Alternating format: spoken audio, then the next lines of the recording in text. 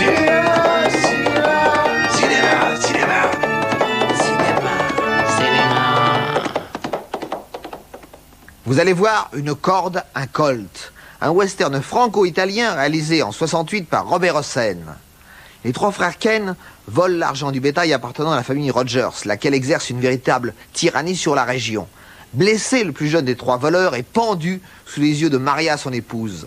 Cette dernière se rend dans une ville abandonnée où elle s'est trouvée Manuel, un pistolero solitaire, amoureux d'elle depuis toujours. Elle lui propose de devenir l'instrument de sa vengeance.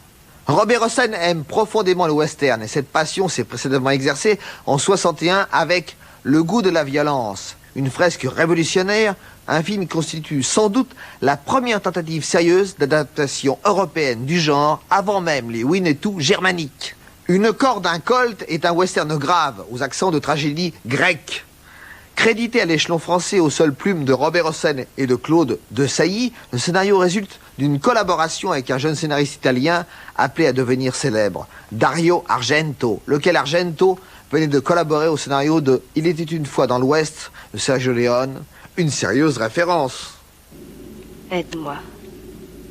Adresse-toi à ses frères. Tu es le seul qui puisse tenir tête aux Rogers. Je les connais pas. Justement. Ça m'intéresse pas.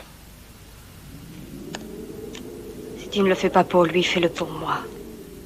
Ni pour lui, ni pour toi. Je veux plus d'histoire. Alors fais-le pour ça. C'est la part de Ben. Qu'est-ce que tu veux que j'en fasse? Ce que tu voudras. Et si je refuse? Je me débrouillerai seule. Je sais ce qu'il me reste à faire. Ils te tueront. Ça m'est égal.